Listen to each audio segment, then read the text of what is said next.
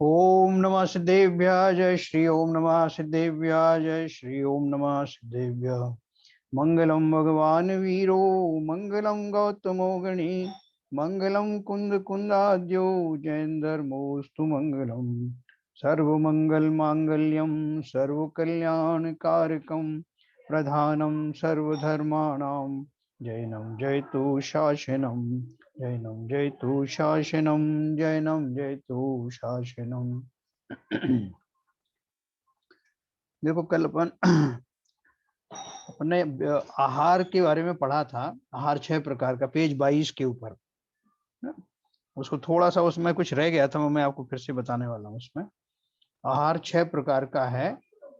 मनुष्य और तिर्यंच मुख से भोजन ग्रहण करते हैं, उसे कबलाहार कहते हैं। 22 पेज पर सेकंड थर्ड पैराग्राफ। आहार 6 प्रकार का है। मनुष्य और तिर्यंच मुख से भोजन ग्रहण करते हैं, उसे कबलाहार कहते हैं। यह एक प्रकार है। कर्माहार, नौकर्माहार, लेपाहार, ऊजाहार, कबलाहार और मानसिक आहार, इस तरह आहार के कुल 6 प्रकार हैं।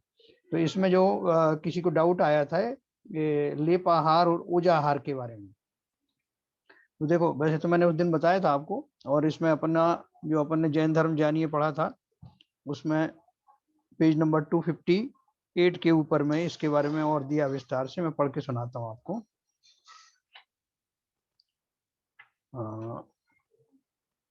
Page number 324। ओके, हाँ इसमें देखो ये लिखा है।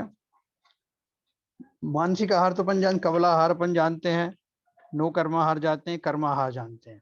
अब मानस आहार भी मैंने बताया था कि मानसिक चिंतन से होने वाला आहार यह देवों के होता है। देवों को भूख लगने पर मन से भोजन का विचार करते ही गले से अमृत झरता है, जिससे क्षुधा निवृत्ति हो जाती है। ये मानस आहार अपन ने पढ़ा था। इसमें मानसिक आहार लिखा है। फिर उष्माहार, उष्माहार में मैंने एक सूरज की जो रोशनी है वो बहुत सारे पेड़ पौधों को उनका खाद के काम में आता है, मतलब उनको भोजन जैसा ही प्रयोग में आता है।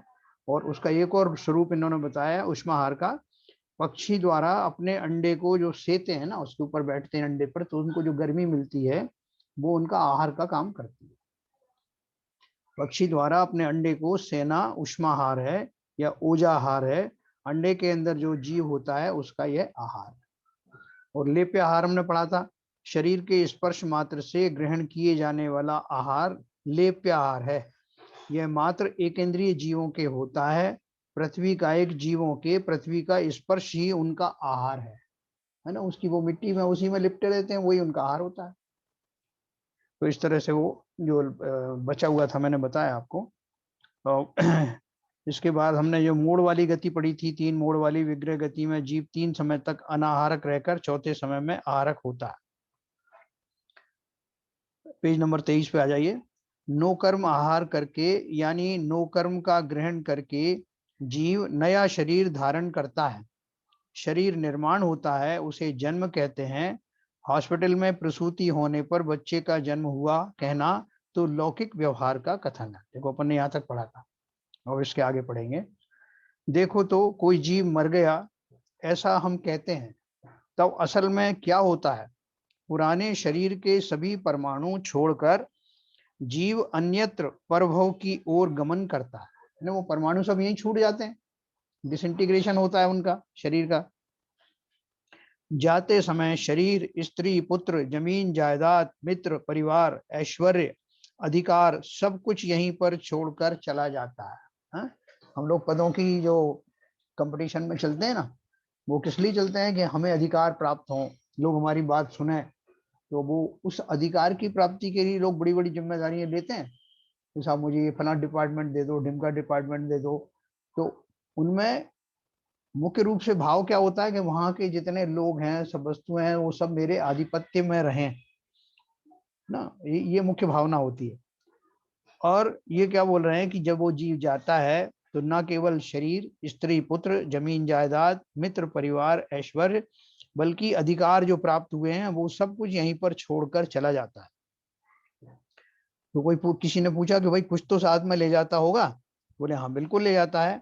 ऊपर की सभी बातों संबंधी मोह, राग, द्वेष करके उपार्जित किए हुए, बांधे हुए सभी कर्म साथ में ले जाता है ना। अपन बोलते हैं पापों की गठरी या कर्मों की गठरी, वो साथ लेके जाता है। यह प्राप्त शरीर छोड़कर कारमान और तेजस शरीर के साथ जीव विग्रह गति में जाता है। विग्रह गति के पहले समय में से ही नूतन आयु का उदय प्रारंभ होता है और जितनी आयु बांधी हो उतने काल तक हर समय आयु कर्म के परमाणु उदय में आते रहते हैं। ये जो हमारा शरीर है ना, वो टिका हुआ क्यों है? ये टिका हुआ क्यों है कि हमने वो आयु कर्म के जो परमाणु बांधे थे उससे, और जो शरीर आदि जो कर्म बांधे थे नाम कर्म के, उनके कारण शरीर उस अवस्था में, जैसा शरीर बन गया है उस अवस्था में टिका रहता है। वो कब तक टिका रहता है? वो आयु कर्म गवर्न करता है कि इतने समय तक ये शरीर टिका रहेगा। आयु उसी का नाम। विग्रह गति के पहले समय से ही नूतन आयु का उदय प्रारंभ होता है और जितनी आयु बांधी हो उतने काल तक हर समय आयु कर्म के परमाणु उदय में आते रहते हैं। उदय में आने का मतलब क्या है? खिरते रहते हैं वो। जरा शांति से सोचो तो सही कि बच्चे के जन्म पर हर्ष और किसी की मृत्यु पर हम शोक क्यों करते हैं? मरने वाले के लिए हम शोक करते हैं या हमारे संयोग की इष्टता नष्ट हुई इसलिए शोक करते हैं, है ना। जो संयोग से हमें खुशी हुई थी, जिस संयोग के मिलते ही हमने बहुत सारी कल्पनाएं कर ली थी कि आज मेरे बेटे का जन्म हुआ है, मेरा कुल दीपक आ गया है, अब ये मेरा कुल आगे बढ़ेगा, इससे जब मैं बूढ़ा होऊंगा तो मुझे ये सहारा देगा, मेरा व्यापार, मेरा जो कुछ भी है परिवार, उसमें ये भागीदारी करेगा, उसमें आगे बढ़ाएगा। ऐसे बहुत सारे चिंतन बिना सोचे हुए भी हमारे अंदर आ जाते हैं और वो हमारे अवचेतन मस्तिष्क में बन जाते हैं। तो इसलिए बोल रहे हैं मरने वाले के लिए हम शोक करते हैं या हमारे संयोग की इष्टता नष्ट हुई है इसलिए शोक करते हैं, या अन्य लोग क्या कहेंगे यह सोचकर प्रदर्शन के लिए शोक करते हैं। क्या इन कषायों की निरर्थकता ख्याल में नहीं आती? हाँ, कषाय भी सार्थक हैं, परंतु वे मात्र कर्म बंधन करने में ही सार्थक हैं। इन कषायों कर्म क्या करोगे? बोले सब कर्म बांधेंगे और तो क्या करेंगे, है ना। उनकी सार्थकता यही है।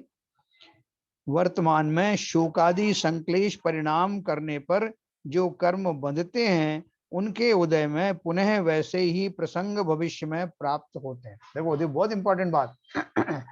अगर मैं किसी की मृत्यु में बहुत दहाड़े मार मार कर रोया, अंदर से बहुत व्याकुल हुआ, तो उसका क्या पुरस्कार मिलेगा? उसका पुरस्कार ये मिलेगा कि फिर से आपको इसी तरह के दृश्य इस जन्म में नहीं तो अगले जन्म में देखने को मिलेंगे। आपने कर्म ही इस जाति का बांधा, वो कर्म आपका जब उदय में आएगा तो फिर ऐसे प्रसंग खड़े होंगे। और मान लो आपने प्रदर्शन के लिए बहुत जो दाड़ मार के रोए है, तो वो प्रदर्शन वास्तव में एक्चुअल में हो जाएगा आपके लिए। किसको दिखाने के लिए कर रहे हो? ये जो मायाचारी और साथ में जुड़ गई ना, उसका अलग से आपको अवार्ड मिलेगा। तो इसलिए उन्होंने क्या बोला, वर्तमान में शोकादि संक्लेश परिणाम करने पर जो कर्म बंधते हैं उनके उदय में पुनः वैसे ही प्रसंग भविष्य में प्राप्त होते हैं। अब जो जीव जो हैं थोड़े ज्ञानी हो गए, वो क्या करते हैं? प्रसंग तो सबके जीवन में आते ही हैं, वो थोड़ी बंद होते हैं। हम ज्ञानी हो जाएं या अज्ञानी रहे, ये सारे प्रसंग सबके जीवन में आते हैं। अब जब वो दोबारा आएंगे, ज्ञानी के जीवन में एक बार आया, जिस समय वो ज्ञानी हो गया, तो वो उतना शोकाकुल नहीं रहेगा कि भाई ये तो जो प्रकृति के नियम है, जो आया है वो जाएगा, जिसकी जितनी आयु है उतने समय तक अपने शरीर में रहेगा, जितने समय तक हमारे साथ संयोग है तब तक हमारे साथ रहेगा, परिवार में रहेगा। ऐसा जो ज्ञानी जब सोचते हैं तो ये जो शोक के प्रसंग का जो थोड़ा बहुत भी बंध उनको भी होता है, वो अब अगली बार जो होगा वो कम स्थिति वाला होगा, कम अनुभाग वाला होगा। इसलिए ये जान करके जब जब जो कर्म विचित्र विचित्र प्रकार के कर्म जब उदय में आए, तो बहुत शांति और समता के साथ में उन कर्मों को सह लेना। सहने का अर्थ नहीं कि भैया ऐसा पढ़ा है सहना तो पड़ेगा, मजबूरी नहीं, कर्म सिद्धांत समझ करके ये संयोग वियोग आते रहते हैं, जाते रहते हैं, ये सिद्धांत है। ऐसा जो सिद्धांत को समझ करके जो समता धारण करेगा, उसके आगामी आने वाले कर्म कम स्थिति के कम अनुभाग वाले होंगे और कालांतर में वो इन सबसे मुक्ति की ओर बढ़ेगा। ये इसका खास उसमें अपन को लेसन लेना है। हर समय नवीन कर्म का बंध होता है और स्थिति पूर्ण होने पर वे सब एक साथ एक समय में उदय को प्राप्त होते हैं। यदि ऐसा तुम्हारा सोचना होगा तो बिल्कुल गलत है। क्या बोला उन्होंने कि हर समय नवीन कर्म का बंध तो होता है, लेकिन कैसा होता है, वो अलग अलग स्थिति वाले होते हैं। तो ऐसा नहीं कि एक साथ बंधे हैं तो एक साथ ही उदय में आएंगे सारे के सारे। हर एक कर्म जो बंधा है उसकी अपनी अलग अलग स्थिति होगी, अलग अलग उसका जो है वो टाइप होगी, अलग अलग जो है उसका अनुभाग होगा, है ना। और वो आज बांधे, मैंने मान लो ये 2000 कर्म बांधे, तो उनमें से 2000 में से हो सकता है कि कुछ तो जो है कल उदय में जाए, कुछ जो है 1 साल बाद आए, कुछ 5 साल बाद आए, बांधे सब एक साथ। ये वो कहना चाहते। जैसे किसी ने 1000 कर्म परमाणु बांधे हैं और उसकी 100 साल की स्थिति होगी, तो 100 साल पूर्ण होने पर 1000 परमाणु एक साथ नहीं खिरेंगे ना, एक साथ नहीं करेंगे, जैसे मैंने अभी आपको समझाया। तो सच बात क्या है, इसे जानने की हमें उत्सुकता होगी। तो सुनो, बंद होने के बाद कर्म परमाणु सत्ता में पड़े रहते हैं, विवक्षित काल तक उदय में नहीं आते, उसे आबाधा काल कहते हैं। अपने पढ़ चुके ना, आबाधा काल कौन सा हुआ कि अभी वो उदय में नहीं आए, बंद गए हैं। वो आपकी जैसे वो कोर्ट कर लेता ना कि आपका जो सजा जो है उसने सुरक्षित रख ली, फैसला अदालत ने अपना जो है फैसला तो हो गया है कि क्या देना है, लेकिन अभी सुरक्षित रख लिया है, कितने दिन के बाद सुनाया जाएगा। बस सुनाए जाने की बात है, यहाँ उदय में आएगा। तो इसलिए उन्होंने बोला जितने काल तक वो उदय में नहीं आ रहा है उतने काल को आबाधा काल कहते हैं। बहुत इंपॉर्टेंट। आबाधा काल पूर्ण होते ही उस विवक्षित कर्म का उदय काल प्रारंभ होता है। कुछ परमाणु पहले समय में उदय होकर खिर जाते हैं। एक समय में खिरने वाले परमाणुओं के समूह को निषेक कहते हैं। दूसरे समय में एक और निषेक खिरता है। ये निषेक क्या हुआ, परमाणुओं का ये जो एक समूह है उसको निषेक कहते हैं। एक समय में खिरने वाले परमाणुओं के समूह को निषेक कहते हैं। दूसरे समय में और एक निषेक खिरता है, यानी निकल जाता है, उदय में आता है, परंतु दूसरे निषेक के परमाणुओं की संख्या पहले निषेक के परमाणुओं से कम होती है। तीसरे समय में उदय में आने वाले निषेक में उससे भी कम परमाणु होते हैं। उसी तरह उत्तरोत्तर निषेकों में परमाणुओं की संख्या हीन होती जाती है। इसे निषेक रचना कहते हैं। कर्म की जितनी स्थिति बंधी हो, उस स्थिति के अंत समय तक हर समय एक एक निषेक उदय में आता रहता है। अब मैं आपको अनम्यूट करूंगा, आपको इसमें प्रश्न आए होंगे।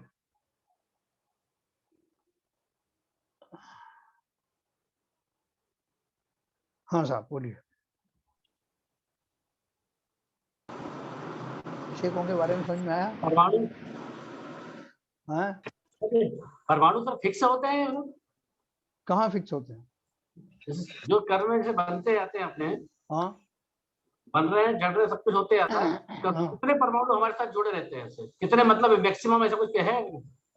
नहीं, मैक्सिमम कोई लिमिट नहीं है, ऐसे कुछ लिमिट नहीं है। ऐसा लिमिट बताया नहीं गया कहीं भी। बाकी मतलब उनकी संख्या भी ऐसी नहीं कि आप गिन पाए। अच्छा, अनंत अनंत। हाँ, संख्या भाई साहब जी, ये जैसे मान लीजिए कोई कर्म बना, हाँ वो 20 साल के लिए बना, हाँ तो वो कोडिफाइड हो गया 20 साल के लिए। जी हाँ। अब कोडिफाइड हो गया तो उस 20 साल में से जो निषेक है ना, निषेक उदय में आने लगेंगे 20 साल बाद ही आएंगे। नहीं, 20 साल देखो, स्थिति किसे कहते हैं? स्थिति अपन बोलते हैं कर्मों की स्थिति समाप्त होते ही। इसमें नीचे देखो, नीचे लिखा है आयु बिना अन्य 7 कर्मों की स्थिति। स्थिति क्या है? स्थिति इज इक्वल टू आबादा काल प्लस उदय काल। हाँ, नीचे लिखा ना लाइन।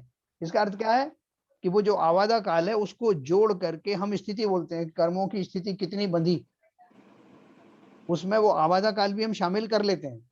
वास्तव में वो आबादा काल अगर अलग करें तो आबादा काल प्लस उदय काल, जो उदय काल है वो वास्तव में उसकी स्थिति है। जैसे कोई कर्म मेरा 10 साल बाद उदय में आएगा तो 10 साल की मेरा आबादा काल हुआ।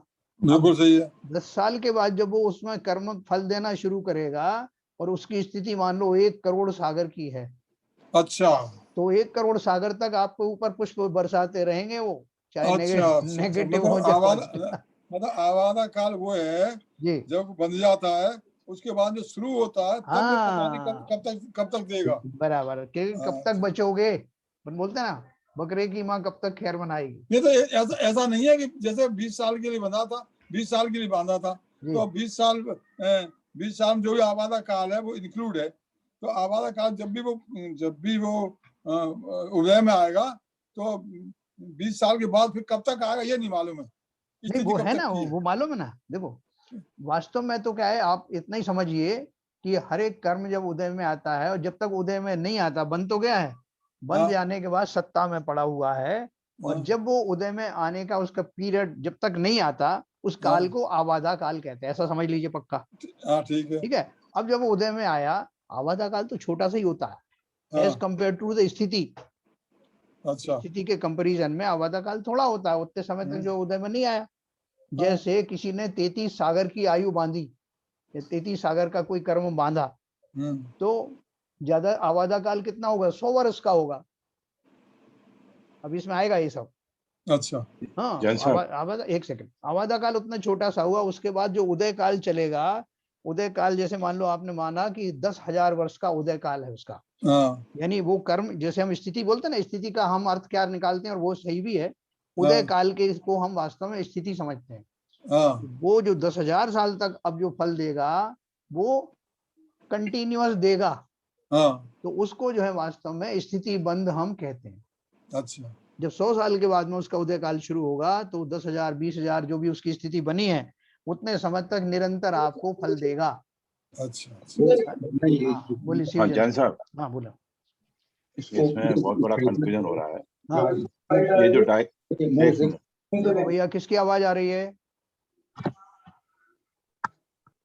हाँ देखिए बोलिए। इसमें जो डायग्राम दिया हुआ है हाँ और ऊपर जो नोट किया हुआ है, स्थिति इक्वल टू आवादा काल प्लस उदय काल, बराबर। इसका मतलब स्थिति बंद हुआ है, हाँ उसमें आवादा काल इंक्लूडेड है। हाँ वो बोल रहे हैं ना, बहुत से लोग स्थिति को आबादा काल और उदय काल मिला करके स्थिति बोलते हैं। नहीं, नाउ एक प्रैक्टिकल इशू है हाँ कि आपका स्थिति बंद हुआ मान लो 100 साल का, हाँ ठीक है।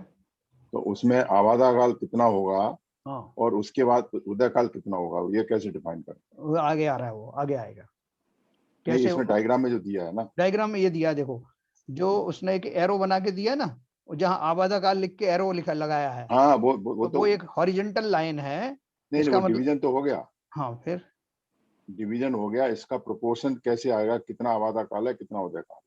नहीं नहीं, कैलकुलेशन में आपको आगे बताऊंगा, इसमें आ रहा है, अभी एग्जाम्पल आ रहे हैं।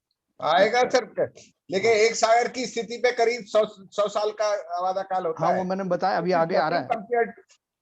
ओवरऑल मैथमेटिक्स भी नहीं है आवादा काल। देखो ये जो चार्ट आप देख रहे हैं, इसमें जो आबादा काल के लिए एक स्ट्रेट लाइन दिखाई है ना, जो जी हाँ, स्ट्रेट लाइन में खाली इसलिए दिखाई है कि जैसे अपन ग्राफ बनाते हैं ना, ग्राफ में कैसे बताते हैं कि नहीं वो जो ठीक है, यहाँ से यहाँ तक जो है वो उदय में नहीं आया, स्ट्रेट लाइन वो जहाँ उसमें से यहाँ से यहाँ तक वो सत्ता में पड़ा हुआ है। सत्ता में पड़ा हुआ, बराबर है। अब ये जो पीरियड आवादा काल वो है हाँ कि आपने जो कर्म बांधा उतने काल के लिए वो सत्ता में पड़ा हुआ है। हाँ बराबर है। वो उसके आबादा बाद काल है। अब हाँ, उसके बाद उसके जब बाद उदय काल उसका शुरू, हाँ हाँ उसके बाद उसका उदय काल शुरू होगा। हाँ बस हाँ। यही है। अगर ये उदय काल ही पूरा स्थिति बंद है, उस समय है, हाँ तो इसका मतलब आवादा काल उसमें इंक्लूड नहीं है। अगर इंक्लूड है तो इसका डिवीजन कैसे होता है? उदय काल का मतलब सिर्फ जो है प्योरली उसका उदय होना है। आबादा काल जैसे ही समाप्त हुआ, वो स्थिति जैसे ही समाप्त हुई, जब तक वो कर्म उदय में नहीं आया तब तक के समय को आबादा काल कहते हैं। हाँ अब जैसे ही वो उसका वो फल देना शुरू हुआ तो आपका उदय काल शुरू हो गया। नहीं, वो तो तो भाई साहब जब 20 ये साल के लिए डेफिनेट बांधा, एक बाबूजी मिनट बाद, बाबूजी एक मिनट। बाबूजी बाबूजी हाँ बोलो। ये डेफिनेशन तो बहुत क्लियर हो गई। हाँ फिर अब मैं इसका कोरिलेशन हाँ स्थिति बंद का हाँ वो कैसे होगा? मतलब स्थिति बंद तो टोटल काल का है। आगे नेक्स्ट या पेज पे आ रहा है अरे सर। अभी आ रहा है ना, आप थोड़ा सा वेट करो अच्छा, ना, अच्छा। अगले पेज पे बता रहा हूँ आपको इसमें। थोड़ा कोई सागर के लिए 100 साल का होता है। अरे वो साहब, मैं थोड़ा बता कोई रहा साल की बात करो, 10 साल की वाली बात करो, जो कर्म अभिउदय होते हैं। हाँ हाँ हाँ अभी तो हो 10 साल के जाएगा। मतलब 1 घंटा बस। आबादा उदय 1 घंटे रहेगा। एक मिनट सुन लो यार, पूरा अभी अभी अपना अंदाज क्यों लगा रहे हो, सभी इसमें आ रहा है ना पूरा। ठीक है, ठीक है, ठीक है, आगे आ रहा है तो आयु- सुनिए। सब एक दो प्रश्न मेरे। हाँ तो जैसे आबादा काल है, ये जो है डिपेंडिंग अपॉन कितना पीरियड है, 1 भव से 2 भव 3 भव कुछ भी ऐसा आबादा काल हो सकता है। बिल्कुल हो सकता है, बिल्कुल हो सकता है। और उदय काल लेकिन एक ही भव में पूरा हो जाएगा। नहीं नहीं नहीं, इसका बल्कि थोड़ा सा उल्टा ही कहेंगे कि जो आबादा काल है, जैसे हमारी वर्तमान आयु है, हाँ। मैंने आपको कल एग्जांपल दिया था कि 60 साल की उम्र में मैंने अपनी अगले भव की आयु बांध ली, और मैं 90 साल की आयु लेके आया था, तो 30 साल अभी बचे हैं इस आयु में, ये आबादा काल हो गया। और अगली आयु जो बांधी है वो कब शुरू होगी, जब मेरी वर्तमान 30 साल की आयु और समाप्त हो जाएगी। हाँ। तो ये जो 30 साल बचा हुआ है कर्म बंद होने के बाद में, ये उस आगामी भव का आबाधा काल है। हाँ नहीं, वो तो ठीक है। आबादा काल मतलब आबादा काल जो है 1 भव से 2 भव में या कैसे भी, मतलब इसका हाँ, जो वो पीरियड है वो 1 भव से ज्यादा हो सकता है। जैसे कि हो मेरे सकता है इस भव में बांधे कर्म, ये। और ये भव का जीवन पूरा होने के बाद अगले भव में भी नहीं आया, और फिर दूसरे भव में प्रकट हो, वो उदय हाँ में आए। देखो देखो अपन इसका जो कर्म फार्मूला की प्रकृति के ऊपर निर्भर करता है। हाँ, आयु कर्म फार्मूला में तो ऐसा नहीं हो हाँ सकता। हाँ। फार्मूला अपन आयु देखते कर्म हैं में इसका। ऐसा नहीं हो सकता। एक मिनट देखो, नहीं, आयु कर्म का नहीं, ये तो जो हम कर्म और कर्मों की मतलब बात कर रहे हैं, और दूसरे कर्मों कर्मों की। प्रकृति के ऊपर निर्भर हाँ करता है। अभी अभी अभी आ रहा है, आपने अच्छा थोड़ा सर, सा। एक डाउट और है। जैसे इसमें निषेक के बारे में जो बात है, हाँ तो निषेक जैसे मान लीजिए कोई एक पर्टिकुलर प्रकृति का कर्मबंध हुआ, जी उसमें मान लीजिए 10,000 परमाणुओं का समूह था, ओके 10,000 कर्म परमाणु बंधे थे उस कर्मबंध में। हाँ तो ये जो निषेक है, तो जैसे 10,000 परमाणु हैं, ये अलग अलग पिंड बन जाएंगे इसके परमाणुओं के। ओके जब निषेक, हाँ उदय निषेक काल बन में, जाएगा। उदय काल जब शुरू होगा, इसका निषेक आना शुरू होगा। जी हाँ तो जैसे ही पहला उदय शुरू हुआ उदय काल, हाँ तो एक पर्टिकुलर क्वांटम का निषेक आ जाएगा। और ये जो बिल्कुल। टेपर ऑफ होता होता है, जैसे इसमें ग्राफ में हाँ बिल्कुल ऐसे ही है टेपर ऑफ बिल्कुल होता सही है, जाएगा। बिल्कुल सही है, बिल्कुल सही है। और टेपर्ड आखिर फॉर्म। में जितने परमाणु थे उसके 10,000, वो जी पूरे पूरे जीरो हो जाएंगे लास्ट में। उदय बिल्कुल काल 100% ऐसे ही है, बिल्कुल सही। ऐसे ही है। वो ग्राफ तो सही है। That is right analysis. हाँ देखो, मैं अभी इमीडिएटली आ रहा है वो कैसे, जो अपने आबादा काल कैसे डिसाइड होता है, ये सब अभी आगे आ रहा है। बाकी इस समय तक का अभी सब क्लियर है ना अपने को, या है ना? ओके। आयु कर्म के बिना शेष 7 कर्मों की स्थिति में से आबादा काल छोड़कर जो काल रहता है उसे उदय काल कहते हैं। आयु कर्मों को इन्होंने भी हटा दिया इसमें से, बाकी 7 कर्मों की बात पहले कर रहे हैं। आयु कर्म के बिना शेष 7 कर्मों की स्थिति में से आबादा काल छोड़कर जो काल रहता है उसे उदय काल कहते हैं। उदय काल के प्रत्येक समय में उस विवक्षित एक समय में बंधे हुए कर्म का उदय निरंतर होता है ना? उदय काल के प्रत्येक समय में उस विवक्षित एक समय में बंधे हुए कर्म का उदय निरंतर होता है। मतलब वो जो आपका जब उदय काल शुरू हुआ, तो उस पर्टिकुलर समय में आपका जो है एक पर्टिकुलर जितने कर्म बंधे थे उसका एक कुछ निषेक खिरेंगे। वो निषेक में हो सकता है कि ज्यादा परमाणु हो शुरू में, जैसा कि आपने चार्ट में देखा। उसके बाद में धीरे धीरे करके वो टेपर डाउन होता जाता है कि अगला जब निषेक खिरेगा तो उससे कम परमाणुओं वाला होगा, उससे कम वाला और होगा। अच्छा सर, ये जो परमाणु कम हो रहे हैं, तो इसका मतलब ये है कि जो उदय में आ रहा है तो उसकी इंटेंसिटी भी कम होती जा रही है। मतलब मान लो कोई उदय में जो आ रहा है कर्म, वो हाँ कष्ट देने वाला है। हाँ तो हाँ जैसे हाँ मान लो बुखार आने वाला है, हाँ शुरू में परमाणु ज्यादा है तो मतलब तीव्र बुखार आएगा, 110 आ गया। हाँ। धीरे धीरे धीरे धीरे वो बुखार कम होता जा रहा है, परमाणु भी कम होते जा रहे हैं, और वो बुखार धीरे धीरे कम होते जा रहा है। इसको ऐसा बहुत कहेंगे क्या? नहीं देखो, बहुत उसमें सही, उसमें बहुत आप सही है। बहुत उसमें एक और बात होती है कि जो जैसे मान लीजिए आपने एक ऐसे कर्म बांधे जिसके फलस्वरूप आपको मलेरिया आना है फॉर एग्जाम्पल, हाँ और वो मलेरिया का प्रकोप आपका उस दशा में जो बंधा, तो वो तो फिर ये प्रिंसिपल से लागू होता है। सिंपल जो अपन ने देखा, पहले इतने का उदय आया फिर उतने का आया। हाँ। लेकिन आपने देखा कि कभी ऐसा भी होता है कि अचानक से तीसरे दिन और ज्यादा तेज हो गया, तो वो है ना? मलेरिया नहीं काम और करेगा ये। चौथे दिन और, तो कौन सा इसमें सिद्धांत काम करेगा कि बीच में भी तो बांध रहा हूं ना मैं, हाँ। जिस समय मैंने एक एक कर्म बांधा था, उसके दूसरे समय में ही मैंने ऐसा भी बांधा था कि जो उससे एक समय बाद जब उदय में आएगा तो पहले वाले के साथ मिल के आएगा। हाँ, एक्चुअली ये जो निषेध गिर रहे हैं सब, तो हाँ। एक प्रकृति के बंध के गिर रहे हैं, साथ में दूसरी प्रकृति के कर्म बंध के भी निषेध गिर रहे होंगे। तो हाँ, बिल्कुल गिर रहे हैं, बिल्कुल गिर रहे एक हैं। निषेध नहीं गिरा, मल्टीपल निषेध गिर रहे हैं एक्चुअली। हाँ हाँ, बिल्कुल सही है। अपन अभी एक एक करके चर्चा करेंगे तो समझ में आएगा निषेधों की अपने संख्या को। घटती बढ़ती रहेगी तो तीव्रता बढ़ेगी एक्चुअली। तो इसलिए नहीं, बुखार वो से नहीं उसमें जाती, काम चलेगा। ललित जी, उसमें पुण्य कर्म का भी आएगा। वो क्या कहते हैं, वो भी गुड होगा, निषेक आएंगे। थोड़ा सा। ओके, तो एक समय में आपको कुछ शुभ समाचार मिलेगा, दूसरी तरफ आपको दुखित दुखित समाचार मिलेगा। देखो, अपन कहते हैं ना मुसीबतें अकेली नहीं आती, यस, बोलते हैं ना। तो बहुत सारे मुसीबतों के हमने बांधे थे कर्म और एट ए टाइम उदय में पैरेलल में आ रहे हैं, पैरेलल में आ रहे हैं। ये उन्होंने एक पर्टिकुलर कर्म के बारे में अभी बताया समझाने के लिए। ऐसे मल्टीपल कर्म of multiple intensity and nature वो एक साथ उदय में आते हैं और बंद भी हो रहे हैं, इधर टंकी खाली नहीं हो रही। नहीं, उसका उदय काल भी डिफरेंट होगा। डिफरेंट होगा, बिल्कुल वो डिफरेंट होगा। कॉम्प्लेक्सिटी है साहब इसमें, बहुत कॉम्प्लेक्सिटी और बहुत से ओवरलैप हो जाएंगे, है ना। ओवरलैप अलग तो अलग होंगे, उदय काल बहुत से ओवरलैप होंगे। ओवरलैप तो होना ही है। तो देखो अपन समझते हैं ओवरलैप से मतलब मैं समझा नहीं। ओवरलैप मतलब एक कर्म का उदय चल रहा है, ठीक उसी हाँ। काल में दूसरा कर्म भी उदय में आ गया उसी काल में।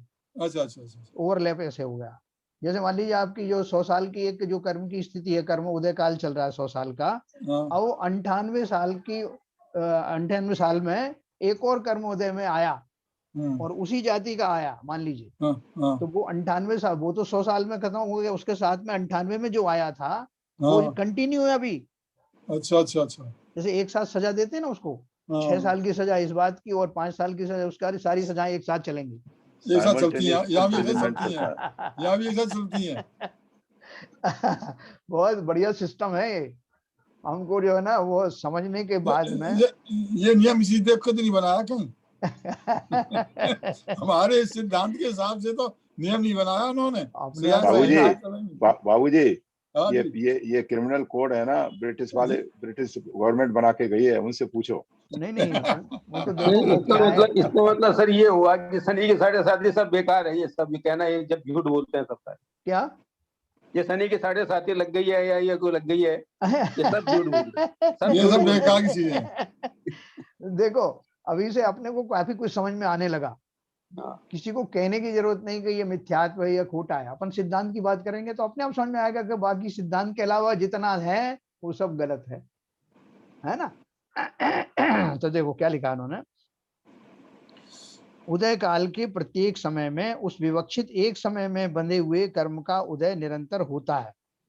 देखो कैसी अजीब बात है, जीव एक समय में जो मोह राग द्वेष परिणाम करता है। उन्होंने ये देखो एक जो लाइन लिखी इसको बहुत ध्यान से सुनना, उदय काल के प्रत्येक समय में उस विवक्षित एक समय में बंधे हुए कर्म का उदय निरंतर होता है। कौन से वो विवक्षित, जो स्पेसिफिकली, क्योंकि मैं हर समय कर्म बांध रहा हूं, प्रति समय कर्म बांध रहा हूं ना, तो मैंने अभी जो कर्म बांधा जब वो उदय में आएगा, ये कहना चाहते हैं वो, दूसरे समय में मैंने फिर कुछ बांधा तो उसका उदय काल आएगा। और जैसा अपन ने बोला कि हर समय में बंधे हुए कर्म परमाणुओं का नंबर भले ही एक ही रहे, जितने बांधे हैं उतने ही उदय में आते हैं, लेकिन वो डिफरेंट होते हैं। मतलब वो दूसरा कर्म उदय में आएगा, जरूर नहीं कि जो मैंने अभी बांधा है वही के वही उदय में आया। नंबर के हिसाब से जो अपन ने पहले पढ़ा, फिर अभी आगे पढ़ते हैं, अब समझ में आएगा। देखो कैसी अजीब बात है, जीव एक समय में जो मोह राग द्वेष परिणाम करता है उसके निमित्त से कर्म बंधते हैं, अनंत पुद्गल परमाणु बंधते हैं और उनका उदय निरंतर सैकड़ों हजारों लाखों सागरों वर्ष तक होता रहता है। संजय प्रकाश जी पूछ रहे थे ना कि कितने कर्म में कितने परमाणु बनते हैं, क्या लिखा है उसमें, अनंत पुद्गल परमाणु बंधते हैं और उनका उदय निरंतर सैकड़ों हजारों लाखों सागरों वर्ष तक होता रहता है। यह तो एक समय में बंधे हुए कर्म की बात है, समझे ना। एक समय जो कि सबसे छोटी यूनिट है समय की, उतने समय में ही हम ऐसे कर्म बांध लेते हैं जो अनंत भवों तक भी हमें कष्ट दे सकते हैं। जैसे मुनि कर्म का अपन पढ़ते हैं, बाकी भी सब दर्शनावर्णी ज्ञानावर्णी आदि, इनकी स्थिति कोड़ा कोड़ी व सागर में होती है। सबसे ज्यादा आयु होती है मोहिनी कर्म की 70 कोड़ा कोड़ी सागर। एक समय में मैं बांध रहा हूं, हर समय बांध रहा हूं, हर समय में 70 कोड़ा कोड़ी के अंदर अंदर ही अंदर हो सकता है, मैक्सिमम 70 कोड़ा कोड़ी सागर का है, लेकिन अब उसका उदय भी चल रहा है निरंतर, इसलिए मैं मिथ्यात्व से निकल नहीं पा रहा हूं। जब निकलने की सोचोगे तब पिछला तो चला ही आ रहा है, और जब वो मान लो कि वो 70 कोड़ा कोड़ी वाला मेरा आज खत्म हुआ, तो उसके बाद जो बांधे हुए थे वो तो चल रहे हैं ना, अभी निरंतर उदय में आते रहेंगे, ठीक है ना। तो इसलिए उन्होंने क्या लिखा, यह तो एक समय में बंधे हुए कर्म की बात है, इसी प्रकार हर समय हम कर्म का बंध करते हैं और उनका प्रत्येक का उदय भी अनेक सालों तक चलता रहता है। भिन्न भिन्न समयों में बंधे हुए जिन कर्मों का उदय काल या मैच्योरिटी चल रहा हो, उन सभी कर्मों के उदय का एकत्रित फल हमें प्राप्त होता है। तो मैंने आपको बताया ना कि वो जो ओवरलैपिंग भी होती है, तो ये कर्म उदय में चल रहा है, उसके वो दूसरा कर्म जो बांधा था उसका भी स्थिति मान लो यही है, उदय काल यही है, तो इसी में साथ साथ फल प्रसाद मिलता रहेगा अपन को। बीमार भी हो गए, साथ में कोई शोक समाचार भी आ गया, साथ में धन भी चला गया, इस तरह से वो बहुत सारे अलग अलग कर्म एक साथ उदय में आते। ऐसे पुण्य का भी होता है, जैसे चक्रवर्ती काल में हुआ, भरत चक्रवर्ती के साथ उनको 3-3 सूचनाएं एक साथ आ गई कि अयोध्याशाला में चक्र रत्न उत्पन्न हुआ है, श्रीनिवास में जो है पुत्र रत्न उत्पन्न हुआ है, और दादाजी का केवल ज्ञान हुआ, है ना। तो ऐसे एक साथ बहुत से पुण्य के भी आ जाते हैं, कभी मिला हुआ भी आता है, पुण्य और पाप दोनों आते हैं। तो भिन्न भिन्न समयों में बंधे हुए जिन कर्मों का उदय काल यानी मैच्योरिटी चल रही हो, उन सभी कर्मों के उदय का एकत्रित फल हमें प्राप्त होता है। यहाँ हमने आयु कर्म को छोड़कर बात की थी, क्योंकि आयु कर्म की जितनी स्थिति होती है उतना ही उसका उदय काल होता है ना। कैसे बताया उन्होंने, जैसे किसी व्यक्ति ने 60वें साल में परभव की 10,000 वर्ष की नरकायु बांधी है ना। हमारे जो आयु चल रही है ना, मान लो 60 साल की एज में आने पर किसी ने 10,000 वर्ष की नरक की आयु का बंध किया, उसकी वर्तमान आयु 90 साल की है ना। 60 साल में बांध लिया था, अभी वो 90 साल में चल रहा है, मतलब 90 साल की आयु लेकर आया है। वर्तमान आयु को भुज्यमान आयु और आगामी बंधी हुई आयु को बध्यमान आयु कहते हैं, ये अपन ने पढ़ा था। इस व्यक्ति के 60वें साल से 90 साल तक भुज्यमान आयु का उदय चलता रहेगा। अभी 60 साल का जो बांधी थे 60 का था, और अभी 90 साल तक की आयु में उसको रहना है जीवित, तो बोल रहे हैं कि उसका भुज्यमान आयु का उदय 90 साल तक चलता रहेगा। इस आयु का अंतिम निषेध खिरते ही वह मरण को प्राप्त होगा और अगले समय में विग्रह गति में ही नवीन आयु का उदय आरंभ हो जाएगा। इस जीव ने 10,000 वर्ष की नरकायु बांधी है, इसलिए निरंतर 10,000 वर्ष तक इसके आयु के निषेक खिरते रहेंगे। कब से शुरू हो गया, विग्रह गति से शुरू हो गया, है ना। अब आप बोलोगे, अब आप बोलोगे कि विग्रह गति में तो नारकी जैसा तो कुछ दिख नहीं रहा। जैसा एक प्रश्न इससे पहले जी, इस 10,000 साल में से वो 30 साल माइनस नहीं होंगे? 30 साल हो गए ना माइनस। वो बोल रहे हैं कि 90 साल की उम्र तक जो है वो जिएगा, 90 साल से 90 साल में मर जाएगा ना, तो मतलब जब तक नरकायु उसकी उदय में कब आएगी, जब वो 90 साल पूरा करेगा। और बांधा कब था, 60 साल की उम्र में। तो 60 से लेकर 90 के बीच की जो 30 साल है वो आवादा काल है। अच्छा, हाँ, तब तक उदय में नहीं आएगा जब तक मेरी आयु है। नहीं तो आवादा काल और भुज्यमान आयु दोनों एक हैं। यहाँ उन्होंने लिखा है कि आयु कर्म के लिए, आयु कर्म के बारे में, यानी एज फार एज आयु कर्म इज कंसर्न, जो भुज्यमान आयु की बचा हुआ भाग है वही आवादा काल है, वही आवादा काल है। वही मैं पूछ रहा हूँ। बिल्कुल बिल्कुल ऐसे ही। उसके जाते ही जो है बोलते हैं, अरे भाई साहब अभी तो मैं बैठा हूँ, वो कब तक बैठे रहोगे। अब उन गारंटी देते ना, वो तो घबराते क्यों हो, मैं हूं ना अभी तक। तो जब तक आप हैं तब तक ही हैं, वो भुज्यमान आयु समाप्त होने वाली है, फिर क्या कर लोगे ऐसा। तो यहाँ कोई प्रश्न करेगा कि क्या बुद्धिमान हो गया ना सर इसमें कि जो स्थिति हो गई वो 10,030 साल हो गई, और और उदय काल हो गया 10,000 वर्ष। 2030 साल क्या हो गया? 10 आवादा काल जोड़ रहे हैं उसमें वो, आबादा काल, हाँ तो जैसे आबादा अपन काल ने 30 यहाँ साल हो गया और परिभाषा 10,000 दी थी। हाँ उदय ठीक है। काल, तो टोटल जो है उसका हाँ आप स्थिति तो इसको 10,000 अलग इसी अलग, जैसे हाँ अलग अलग ही मानो इसको ललित जी, कंफ्यूजन ना हो इसके हाँ लिए। हाँ आवाजा हाँ काल प्लस उदय काल ऐसा मानो बस खाली, है ना। कि अगर कोई आपसे कहता है उनकी स्थिति इतने कर्म की बंधी, तो उसमें अगर उसने खाली स्थिति कहलाएगी। खाली अगर स्थिति शब्द कहा उसने, तो उसमें आवादा काल भी मिला के कहा है या बिना आवादा काल के कहा है, ये स्पेसिफिकली जान लेना, ठीक है ना। केस में आवादा काल ऐड नहीं होता है, बाकी नहीं सब में होता है। हाँ तो चलो देखो आगे आएगा इसमें। यहाँ कोई प्रश्न करेगा कि क्या बुद्धिमान आयु में आबादा काल नहीं होता है? होता है ना। बुद्धिमान आयु में आबादा काल नहीं होता है। नूतन आयु बनने के समय से वर्तमान आयु का शेष बचा हुआ काल नूतन आयु का आबादा काल है। वही तो मैं कह रहा था। हाँ जो वही मैंने कहा। यही समझा है ना आपको। हाँ। हमारे ऊपर बताए हुए उदाहरण में 90 वर्ष की आयु वाले मनुष्य ने 60वें वर्ष में नरकायु बांधी, इसलिए उसकी नरकायु का आबादा काल 30 वर्ष है। हाँ क्लियर हो गया है, ठीक है ना ललित जी। क्या क्लियर हो गया नरकायु का आपको? आवादा काल, ठीक है, सही है। आयु कर्म की स्थिति इज इक्वल टू उदय काल, ठीक है ना। तो भाई साहब, तो 30 साल जो 10,000 साल की जो नरकायु बांधी थी, उसमें 30 साल ये जो है आवादा काल शामिल है क्या स्थिति में? नहीं, इन्होंने लिखा ना उसको, स्थिति को लोग ऐसे मान लेते हैं, आयु कर्म की स्थिति इज इक्वल टू उदय काल, मतलब उसमें से आबादा काल को माइनस करके स्थिति मान लेते हैं कि भाई केवल आपकी आयु कर्म ही मानते हैं कि और अन्य कर्मों में भी ऐसा हिसाब है? देखो अन्य कर्मों में भी ऐसे ही मान सकते हैं आप, कोई हर्ज नहीं है उसमें।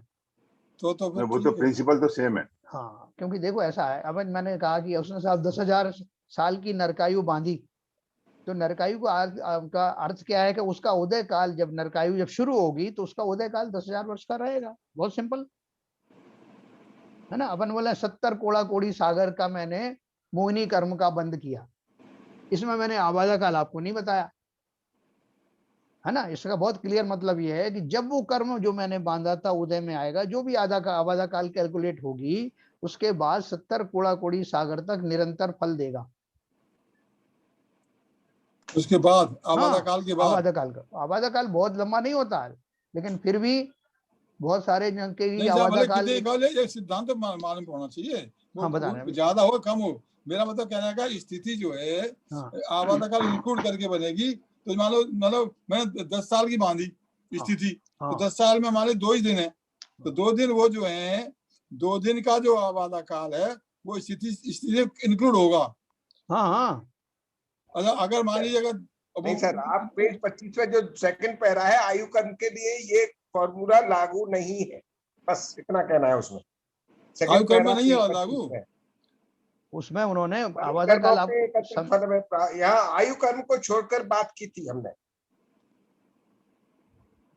समझ में नहीं आ रहा है कुछ। देखो उन्होंने क्या दिया है, आयु आप तो इतना ही मानो ना, जब आयु कर्म की बात अपन करते हैं कि इस आदमी ने 100 साल की 10,000 वर्ष की नरकायु का बंद किया है, तो उसका जो उदय काल है नरकायु का 10,000 वर्ष का रहेगा, है ना। जब वो उदय में आएगी, सिंपल अपन ये बात सुनो, जब वो उदय में आएगी तब से लेकर के आखिरी निषेध खिरने तक का जो पीरियड है वो 10,000 वर्ष का है। हाँ भाई सही है, ये सही है। इतना ही ध्यान रखो आप।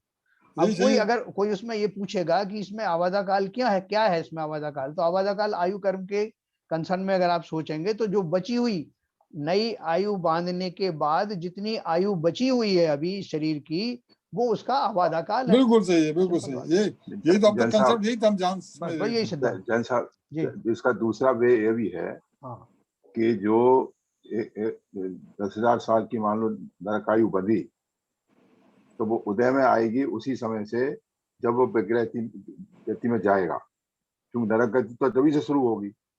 अभी तो आप मनुष्य गति में हैं। हाँ बराबर। 30 साल की मनुष्य गति वो नरक गति नहीं है। बराबर। बराबर कहाँ है? इसलिए वो इस यहाँ पर जो है बुद्धिमान आयु है, जिसको हम सिमिली लेके आबादा काल समझ रहे हैं, जो आरपी जैन साहब बात कह रहे हैं, वो बात यहाँ सही है। वो बात यहाँ लागू होती है कि जो आबादा काल का जो सिमिली है जो सिमिली है। पिछले 7 कर्मों में जो हम मानते हैं हाँ। वो आयु कर्म के उसमें एप्लीकेबल नहीं है। नहीं हो कहने का देखो इसमें एक फर्क क्या है, क्यों ये बताया है कि वो जो आवादा काल, दूसरे कर्मों का जो आवादा काल आएगा ना, वो हमको विजिबल नहीं है। विजिबल नहीं मतलब वो कर्म कितने आवादा काल, कितने समय के बाद उदय में आएगा, वो विजिबल नहीं होने के कारण इसीलिए उसको गण लिया। सही उसको अलग से बताया। सही। और आयु का विजिबल दिख रहा है। विजिबल नहीं, वो कंटिन्यूअस चल भी रहे हैं। हाँ। नहीं, एक बात कंटिन्यूअस ये भी है, दूसरी बात ये भी है कि ये प्रॉब्लम खड़ी हो जाएगी।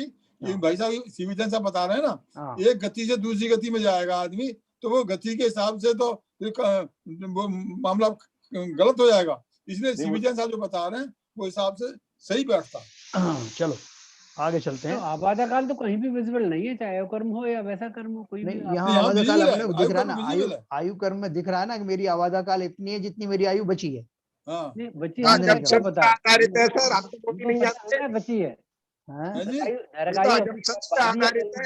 मिनट हरभजन साहब, एक मिनट। हाँ हरभजन साहब कुछ कह रहे हैं, क्या बोल रहे हैं? एग्जाम्पल लिया ना नरकायु का। हाँ, उनको तो नहीं पता ना कि नरकायु कब बंधी, 50 साल में बंधी, 60 साल में बंधी, 70 में बंधी। अरे भाई ललित जी, नरक आयु जितनी बंधी है, जब वैग्र गति में जीव जाएगा तभी उसकी नहीं, मैं क्या बोल रहा हूँ सर, आबादा काल कभी पता नहीं हमको कि आबादा काल क्या है। अपने वो आयु कर्म का हो, एक मिनट, आयु कर्म का हो या दूसरे कर्म का हो। सुनिए, आयु कर्म का आपको कैसे नहीं पता? कैसे बताइए? क्योंकि हमने अगले भव की आयु इसी जन्म में बांधी है, तुम्हें मालूम है? हाँ, पर इस जन्म की आयु हमें नहीं पता ना। है इस जन्म की आयु तो हमें पता नहीं कि मैं नहीं पता होगा। अपन उसको ऐसे समझ सकते हैं ना कि जब मेरे अगले भव की आयु तभी उदय में आएगी जब मेरी वर्तमान आयु समाप्त हो जाएगी। हाँ, इतना तो अपने को मालूम है ना। ये वर्तमान आयु तो मुझे दिख रही ना कि मैं अभी जीवित हूँ, इसका मतलब अगले भाव में नहीं गया हूँ। हाँ। जब से मैंने अगली गति बांधी है, हाँ, जिस समय से, हाँ, वो भले मुझे याद नहीं, गति से जाऊंगा वो आवादा काल हो गया। बस जितना समय शेष बचा है बनती है वो तो सही है। मैं खत्म हो गया। क्या कह रहा हूँ कि आबादा काल का हमें अनुमान नहीं कि 30 साल, 40 साल, वो बात सही है, वो कैलकुलेशन आपके पास कैलकुलेशन नहीं है पता। आबादा काल क्या है वो तो पता है, ठीक है, आबादा काल इस भव में आबादा काल आएगा। इतना मालूम है ना, लेकिन बाकी का तो ये भी नहीं मालूम। वो तो हर एक कर्म में सर ऐसा ही है कि आबादा काल कल शुरू हुआ, हमको नहीं पता उसका। मान लीजिए मुझे कोई कष्ट आना था, कोई एक्सीडेंट होना था, अब ये उससे पहले ये आबादा काल किस पीरियड में, मुझे तो नहीं पता ना, कभी नहीं पता चलेगा। नहीं, देखो यहाँ अपने को थोड़ा सा ये ज्ञान है। जैसे किसी से पूछा ना, आईएएस के एग्जाम में किसी पूछा कि बेटा कितनी सीढ़ी चढ़ करके आए हो ऊपर, बताओ, तो उसने तो गिनी नहीं थी। उसने बोला कि सर जितनी सीढ़ी उतर के जाऊंगा नीचे उतनी ही चढ़ के आया, है ना। उसने एक उसका वो बीच का एक चीज बताई कि उतना तो निश्चित है कि जितनी मैं चढ़ के आया उतनी उतर के जाऊंगा। ऐसे ही कम से कम जो बाकी के कर्म हैं उनकी उदय काल हमें बिल्कुल नहीं मालूम, लेकिन इसका ये जरूर मालूम है कि नई आयु का जो उदय काल होगा वर्तमान आयु के समाप्त होने के बाद ही होगा। अभी आपको मैं कहूँ कि जो मोहिनी कर्म जो आपने बांधा अभी, वो कितने समय के लिए बांधा, वो कब उदय में आएगा, तो उसके मामले में पूरी तरह ब्लाइंड है हम। सही है, गति तो इस भव की गति पूरी होने के बाद ही दूसरी गति इतना निश्चित है, ये निश्चित है। इसमें भाई ऐसा भी हो सकता है आबादा काल ना भी हो। इसमें ऐसा भी हो सकता है आयु कर्म में कि आबादा काल ना भी हो। जैसे आपने बिल्कुल लास्ट जब जी मरने वाला था, मरते समय ही आपने नई गति बांधी और नया आयु कर्म बांधा। अरे तब एक समय आपके पास आबादा काल है ही नहीं। एक समय तो होगा, एक अंतर मुहूर्त, मिनिमम एक अंतर मुहूर्त का आबादा काल जरूर पड़ता है। सही हो सकता बाबूजी। सही है सर, आपने तो एक समय के हिसाब से जोड़ दिया। एक अंतर मुहूर्त जो है उसमें जीरो तो हो नहीं सकता। बिल्कुल सही कहा आपने। चलो आगे आएगा, बहुत अच्छा। देखो आगे आने से पहले ही हम लोगों ने कैलकुलेशन करने शुरू कर दिए। ये इस बात का परिचायक है कि न केवल हमको रुचि है बल्कि सिद्धांत समझ में आ रहा। ठीक है ना। तो देखो आगे अपन चलते हैं। बहुत अच्छा विषय है। सिद्धांत समझ में नहीं आ रहा, सिद्धांत में जो कंफ्यूजन आ रहे हैं वो क्लियर हो रहे हैं। हाँ तो वही तो समझ में आना नहीं, वो जरूरी है। जो डिस्कस चर्चा का मतलब यही है, समझ में आने का चर्चा का मतलब यही है। हर तरीके से सब कंसेप्ट क्लियर हो जाएगा तो समझ में भी आएगा, नहीं समझ में नहीं आएगा। देखो उन्होंने नीचे एक लाइन बनाई है ना, आयु कर्म की स्थिति इज इक्वल टू उदय काल। है ना, नीचे भुज्यमान आयु की एक लाइन खींची है और जैसे ही वो लाइन समाप्त होता है बद्यमान आयु का पीरियड शुरू हो जाता है ना। इस चार्ट में बनाने की कोशिश की उन्होंने। विग्रह गति के पहले समय से उसका नरकायु का उदय प्रारंभ होगा, है ना, जैसे आपने कहा। मरण के पूर्व जिसे हम मनुष्य कहते थे वही जीव अब नारकी के नाम से पहचाना जाएगा। नरकायु का उदय निरंतर 10,000 वर्ष तक चलता रहेगा। जीव भविष्य के एक ही भव की आयु बांधता है ना, ये भी अपन ने पढ़ा था। आगामी भव में उसके बाद आने वाले भव की आयु बांधता है। 7 कर्मों का बंध तो निरंतर होता है, परंतु आयु कर्म का बंध कभी कभी होता है। इस बात की हमने चर्चा की थी। वह बंध किस वक्त होता है ये हम आगे उदाहरण में देखेंगे। पहले हमने उसमें पढ़ लिया है वैसे जैन धर्म जानिए।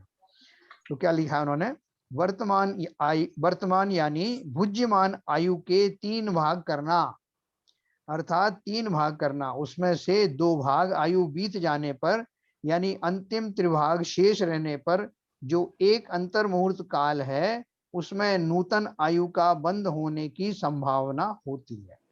इस काल को अपकर्ष कहते हैं। मैंने पढ़ा था ना 8 अपकर्ष काल मिलते हैं। यदि इस पहले अपकर्ष काल में आयु का बंध ना हुआ हो तो शेष बची हुई आयु का 2/3 काल बीत जाने पर दूसरा अपकर्ष काल आता है। उस वक्त भी आयु ना बंधी हो तो तीसरे अपकर्ष काल में बंधेगी।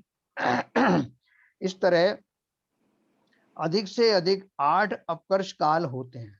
इन 8 ही बार आयु का बंध ना हुआ तो मरण के पूर्व अंतर मुहूर्त काल में आगामी आयु का बंध होता ही है ना। तो अंतर मुहूर्त काल बचा ना भाई साहब, ये कैलकुलेशन तब लागू होगा जब कि हमें पता होगा हमारी आयु है कितनी।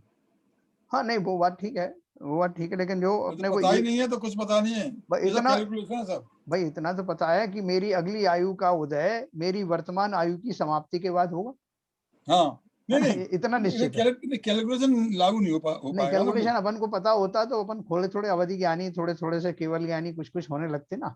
तो वो अपन को अवस्था धारण करनी है अब, इसलिए थोड़ी राज भी तो रहने दो, फिर क्या जानोगे आगे जाके। नहीं बाबूजी, मालूम पड़ जाएगा, केवल ज्ञान धारण कर लो। भाई साहब, केवल ज्ञान होने के बाद भी जरूरत नहीं पड़ती इन चीजों की।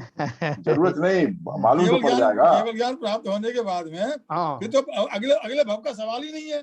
माँ तो सवाल ही नहीं है। अभी आपको मालूम पड़ जाएगा तो क्या कर लोगे?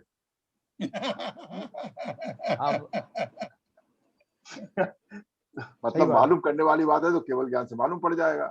अभी मालूम पड़ जाएगा तो कुछ कर सकते हो क्या? कर तो इतने आप तो कर्म ही बांध सकते हो। सही बात, बिल्कुल सही बात है। और ये सिद्धांत समझ लेने मात्र ही हमारे लिए काफी है। अगर हमको उसमें अपना जो कुछ फेरबदल करना है कर्मों में तो ये सिद्धांत पढ़ने मात्र से ही हम जो है उसके लिए लायक हो आप कर सकते हो, निर्जरा ही कर सकते हो अपने खुद से। तो देखो, इन 8 ही बार आयु का बंध ना हुआ हो तो मरण के पूर्व अंतर मुहूर्त काल में आगामी आयु का बंध होता ही है। तो देखो, मरण के पूर्व अंतर मुहूर्त काल आया ना, तो अंतर मुहूर्त काल ही उसका आबादा काल बन गया, मिनिमम आबादा काल फॉर द नेक्स्ट भाव। अंतर मुहूर्त कितना होता है? 48 मिनट। हाँ, मैक्सिमम 48 मिनट का होता है। मिनिमम एक समय का भी हो सकता है, ठीक है ना। आयु बांधना यानी आगामी जिस भव में जाने वाले हो उस आयु कर्म के परमाणु आकर उनका बंध होना। एक अंतर मुहूर्त काल में इतने सारे परमाणुओं का ग्रहण होता है। मतलब एक अंतर मुहूर्त काल है ना, उस काल में लिखा है आयु बांधना यानी आगामी जिस भव में जाने वाले हो उस आयु कर्म के परमाणु आकर उनका बंध होना। एक अंतर मुहूर्त काल में इतने सारे परमाणुओं का ग्रहण होता है। जैसे आप बोलोगे कि वो बंध कहाँ से आएगा? जिस समय जीव बंद करता है तो बंद करने का अर्थ क्या है कि वो कर्मों का आश्रय हुआ, जीव के भावों का पा करके और मेरे स्टोर में आकर के जमा हो गए। 10,000 वर्ष की नरकायु बांधी तो वो कहाँ गई? वो कोडिफाइड जो है, वो परमाणुओं का जो कोडिफाइड कर्म है वो कहाँ गए? मेरे कर्माण शरीर में आके स्टोर हो गए। तो ये वो क्या कह रहे हैं कि जो अंतर मुहूर्त काल का जैसे समय मिला तो अपन सोचेंगे अरे उसे तो बहुत कम समय मिला, तो वो बड़ी आयु कैसे बांधेगा? बोले वो कोई फर्क नहीं पड़ेगा, उसमें अंतर मुहूर्त का काल मिला है, क्योंकि जब बंद होता है तो बंद तो थोड़े समय में ही, उसी एक समय में होता है ना, और अंतर मुहूर्त के अंदर ही समय आता है ना। तो इसलिए उस अंतर मुहूर्त के अंदर ही अंदर वो आयु कर्म का जो बंद होता है, उस अंतर मुहूर्त के अंदर भी एक पर्टिकुलर समय में उसका बंद होगा अगली आयु का, और अगली आयु के जितने भी वर्ष हैं, काल है, वो उतने परमाणु आपके खाते में आ जाएंगे। अच्छा, प्रश्न एक उठता है जैन साहब जी। कि आयु क्रम का तो बंद हो गया, हाँ। अब जैसे एक इंद्रिय जीव गति में गया है, हाँ, और उसका शरीर तो जो बनेगा वो नाम कर्म के उससे बनेगा, बराबर। तो वो नाम कर्म के परमाणु का बंद वो कब होगा? हाँ, वाह। देखो, इसलिए तो अपन बोलते हैं नरकायु का बंद, देवायु का बंद। तो ये तो आयु उसमें गति में और इसमें अपन कंफ्यूज हो रहे हैं ना, ये बहुत अच्छा टाइम आपने निकाला जिसमें कि ये क्लैरिफाई हो सकता है। देखो, जब मैं बोला कि नरकायु का बंध का मतलब क्या है कि उस व्यक्ति का, उस जीव का नरक में रहने की आयु इतनी है, नारकी के शरीर में रहने की आयु इतनी है। जी हाँ। अब उसमें जो नाम कर्म आदि जो आएगा, जिसमें अपन गति क्या है, गति is one of the factor of नाम कर्म। यस। तो जो अब आपने जो प्रश्न उठाया, बहुत अच्छा स्वाभाविक आपको आया कि अब वो नरकायु में जब जाएगा तो उसको ये क्या क्या जो उसको मिलना है, उसका शरीर कैसा होगा, क्योंकि सब नारकी का एक सा शरीर तो होगा नहीं। मान लो नरक में जा रहा है तो सही है, सही है। उसमें भी छोटे बड़े होंगे, उसमें भी उनके मैं इसलिए तो रूप सवाल आया। होंगे, रूप होंगे, सब तरह के होंगे। तो वो जो नाम कर्म के जितनी भी फैकल्टीज हैं 53, वो उसको डिसाइड करेंगी कि अब उस नारकी के पास क्या क्या उपलब्ध होगा, और वो कब जो उसको उदय में आएगा, जब पर्याप्तियां पूरी होंगी। जब वो जीव वहां पर, हाँ, जब वो जीव क्या कहते हैं, हाँ, विग्रह गति से जाके, हाँ, और उस जहाँ पैदा होगा उस समय उसकी पर्याप्तियां पूरी होंगी। एक अंतर मुहूर्त में उसकी पर्याप्तियां पूरी हो जाती हैं। उस समय ये पता लगेगा कि वो जीवित भी रहने वाला है आगे की नहीं। हाँ, वो तो ठीक है, पर्याप्ति है ना? पूरी होंगी तो जीवित पर्याप्त, होगा, नहीं हो तो हाँ, आहार पर्याप्ति, उसकी, शरीर पर्याप्ति, अपन अब ये सब पढ़ेंगे, ये इसमें पंचलब्धि में बहुत विस्तार से पढ़ेंगे। नहीं, ललित मैं जी कल कहने पूछ का रहे थे ना। मतलब ये है हाँ, कि जब पर्याप्तियां पूरी होंगी, पर्याप्तियां तो जब भी पूरी होनी ही है, तो उसकी आयु कर्म बनी है बिल्कुल बिल्कुल बिल्कुल सही। उतने साल की। हाँ, अगर अपर्याप्तियां ही हैं हाँ, तो उसका आयु कर्म का उतना ही बंद होगा। नहीं बनेगा। राइट, बहुत बढ़िया है, क्या बिल्कुल बात सही, है। ठीक है, बहुत सही, जो बहुत सही, उसका बहुत दूसरी सही। गति में जीव चला जाएगा वहां से, हाँ, हाँ, बिल्कुल सही है। अप्राप्तियां नहीं तो अपर्याप्त सही तो है, रही इसका तो मतलब, इसका मतलब जब वो जीव विग्रह गति से पूरा तीनों मोड़ पूरा करके लास्ट समय में हाँ, जब वहां पैदा होगा, उस समय नाम कर्म से उसकी पर्याप्तियां पूरी होगी, हाँ, सारे परमाणु उसके बंद नाम कर्म से उसकी। बिल्कुल। वो 93 सही जो लाइन पे जा है, रहे हैं भाई साहब, सीविजन साहब बहुत ऊंचे बहुत पहुंच गए। बहुत बहुत सही। तो वो जो है ना, एक एक चीज, जैसे अपन बोले अपने, जैसे एक आपने एक खाका बनाया, बच्चों को दे देते ना, मैप में नक्शे भर और रंग भरो, तो यस, वो मध्य प्रदेश का अलग रंग भर देगा, राजस्थान का अलग भर देगा, ऐसा ही अलग। उसी तरह से जो नाम कर्म है, वो उस दी गई नरकायु में प्राप्त होने वाले नारकी शरीर में क्या क्या विविधताएं होंगी, वो सब नाम कर्म का काम है।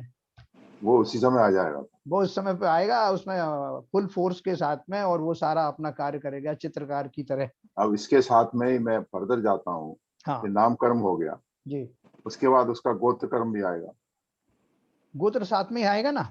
देखो साथ देखो, में ही आएगा। उच्च कोल में जाना है, नीचे में जाना है। हाँ, देखो, ये हाँ, अपन को कहने में क्रम पड़ रहा है, लेकिन ये सब एक साथ घटित होता एक साथ ही आएंगे, वही मैं कहने वाला हूँ। है। चलिए साहब, हाँ, ये पूरी अंकल पूरी जी, गुत्थी सुलझ गई। हाँ, बोलो भाई, कौन बोल रहा है? प्रमिला?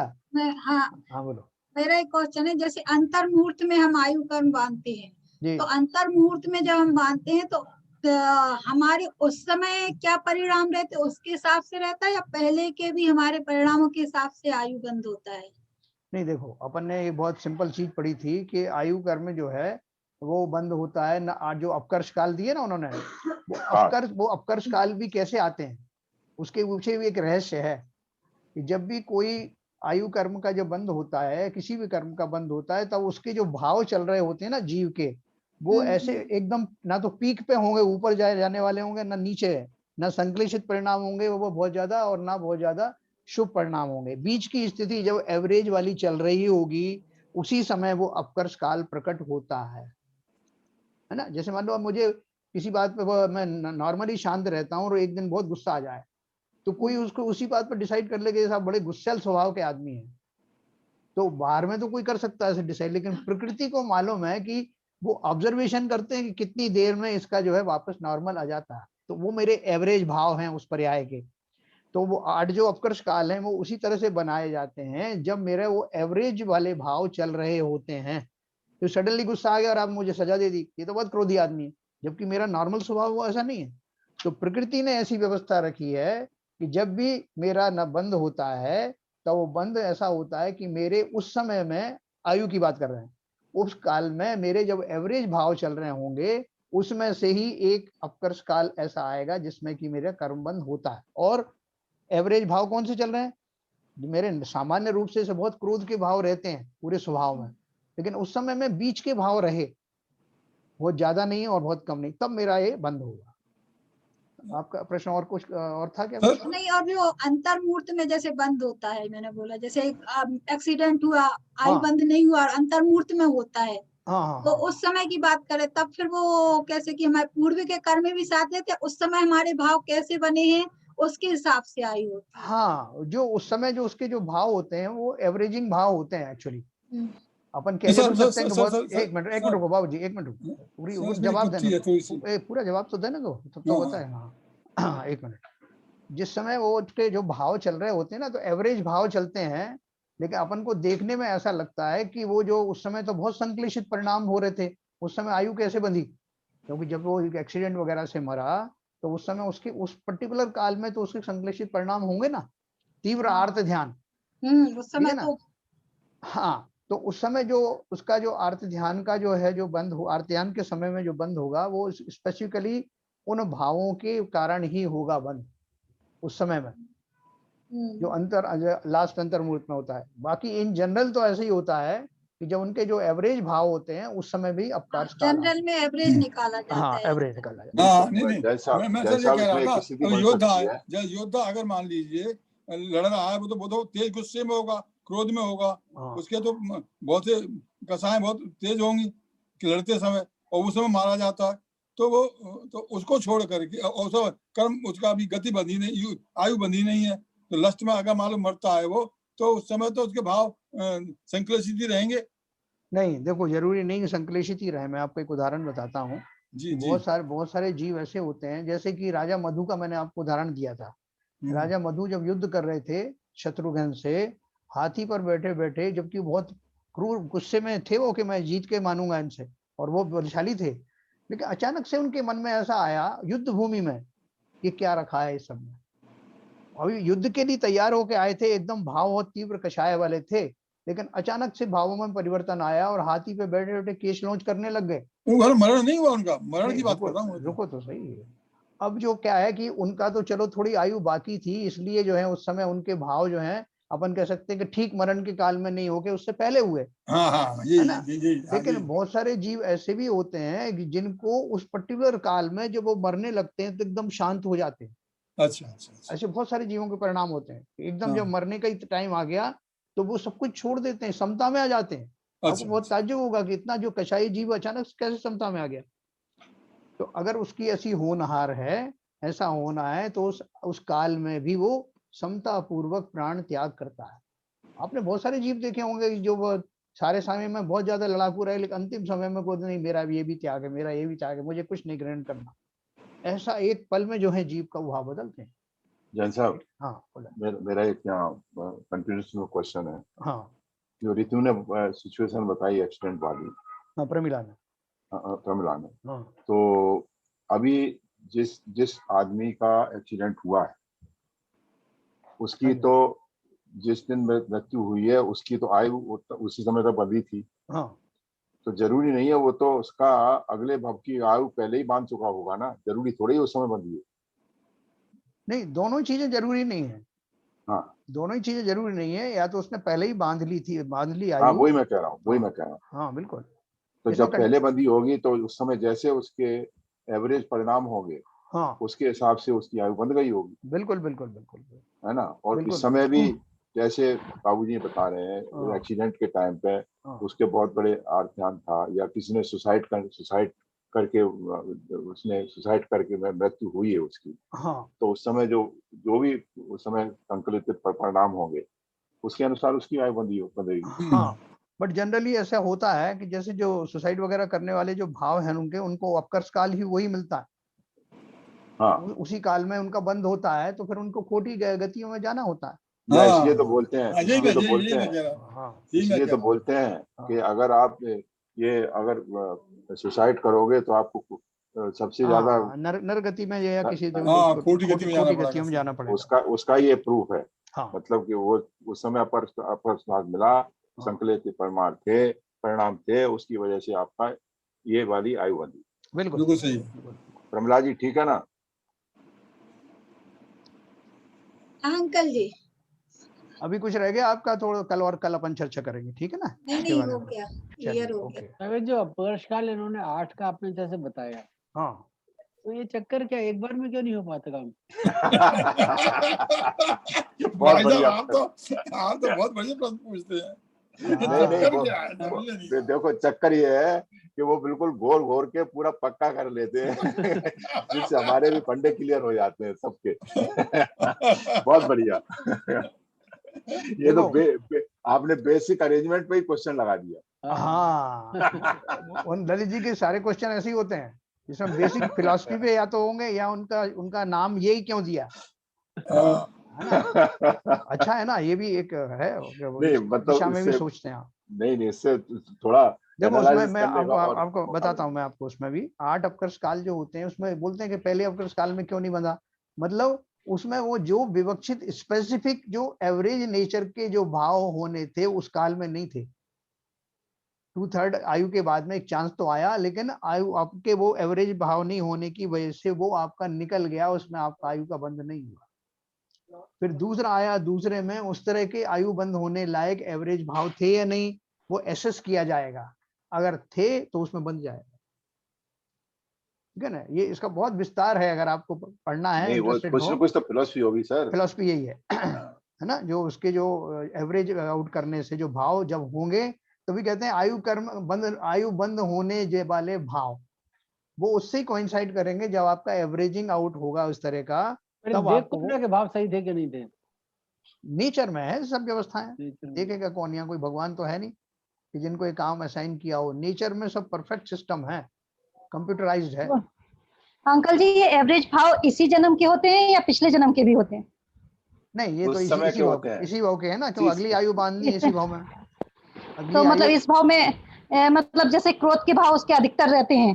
हाँ। तो वो एवरेज माने जाएंगे उसके, मतलब हाँ। जन्म से लेकर पूरे उस समय तक के। हाँ, जनरली वो उसके उसी भाव में जैसे होते हैं, और वो जिसे अपन स्वभाव कहते हैं, इसका तो नेचर ही ऐसा है, ऐसा बोलते हैं ना। तो वो नेचर का अर्थ वही है कि उसके जो एवरेज उसका जो भाव है वो कैसे रहते हैं, लेकिन वो उसमें भी सुधार होता है, उन भावों में भी सुधार होता है। जैसे मैंने आपको बताया कि कई बार तो जो उसका पूरा जीवन निकल गया कि जी पूरा क्रोध में ही था, क्रोध में, और अचानक से उसको कोई ऐसा सानिध्य मिला या ज्ञानी हो गया तो उसके भाव बदल गए, और उसकी आयु उस काल में ही जो है बंधी, जिस काल में कि उसके जो भाव सुधरे हुए थे। ठीक है ना, तो उस हिसाब से उसका आयु, नवीन आयु का बंध हो गया। अब जैसे उस स्टेज में जाके उसको सम्यक दर्शन हुआ, सम्यक दर्शन हुआ, तो उसको तो फिर गति ऐसे थोड़ी मिलेगी, पूरे जीवन वो जो कुकर्म करता रहा। ये बात भाई साहब आप उसकी कथा भी तो बताते हैं आप, जो समय कर रहे थे वो जला करके दिया। हाँ। तो वो तेल भरती गई, अब उसका प्यास लग रही थी, वो खत्म हो गई, उसका गति बन गई इसकी नाटक की। वो तो भाव थे बाबूजी। हाँ देखो, तात्कालिक एक भाव अलग है, जो अपन जो अभी बात कर रहे थे ना एक्सीडेंट में। सर इसके साथ में इसलिए बता रहा हूँ। हाँ सही बता रहे हो की बातें भी इसलिए लागू हो गई को वो क्षण की रहा, फिर बाद में वो देव बने। तो मैं मतलब कहने का कि पूर्व भव के जो कर्म हैं और पूर्व भव की जो क्रियाएं हैं वो सब इफेक्ट डालती हैं। ये कहने का मतलब ये नहीं है कि भाव इस समय इस भाव में जो भाव किए उसी से उसके हिसाब से काम हो जाता है। हाँ। नहीं बाबूजी बेसिक क्वेश्चन जो पूछा था कि बचपन से अभी तक के जो भी भाव बने और जो क्रोधी स्वभाव रहा या उसका कषाय युक्त रहा और उसको एक स्टेज में आके सम्यक दर्शन हो गया, तो सम्यक दर्शन होने के बाद में अपक्ष काल जब आएगा तो उसकी जो गति बनेगी तो वो सम्यक दर्शन के हिसाब से बनेगी। बिल्कुल सही है। उसको नरकायु का बंध नहीं होगा, क्षुद्र गतियों का बंध नहीं होगा, ये सारा जो उसकी आयु सम्यक दर्शन के बाद मैंने पॉइंट आउट किया, नहीं तो वो फिलॉसफी सारी चेंज हो जाएगी। बहुत सही किया। देखो अभी जो तो राजा सैनिक का भी ऐसे ही है कि वो जब बहुत क्रोध कर रहे थे तो मुनीर महाराज के ऊपर सर्प डाला, तब उनका एकदम आयु बंद हो गया, ऐसा बोलते हैं।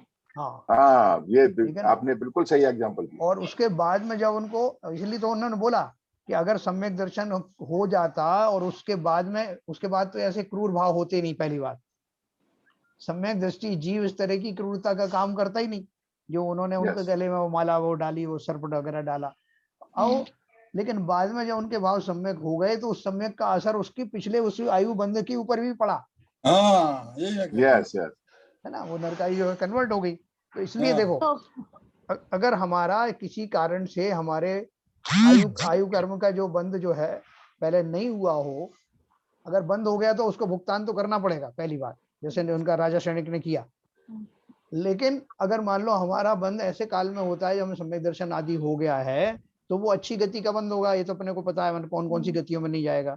प्लस अगर जो पहले पूर्व में सम्यक दर्शन से पहले अगर मेरा कोई आयु बंद हुई है तो उसमें भी इसका संक्रमण होगा, उसमें भी उसका अपकर्षण उत्कर्षण जो धर्मजानी हम पढ़ा था अपन। हाँ ठीक है ना। उसका एक बात और ये सम्यक दर्शन होने पर वो 3 प्रकृतियां अमृत की जाती हैं, उनमें तो पुराने जो संस्कार हैं, पुरानी जो वो सब उसमें समाप्त हो जाते, सब समाप्त हो जाते हैं, क्या नाम है, उपशम हो जाता है उनका।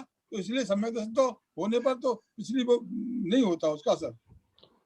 चलो तो ये अपन कल इसको, और ये बहुत अच्छा टॉपिक है, ये आयु के बिना भी जो है अपने 2 पेज और चलेंगे, उसके बाद में अपन इसमें और डिस्कशन करेंगे और बहुत विस्तार से आने वाला है अभी कैसे बंद होता है। ठीक है सर, समय हो गया। ठीक है सर।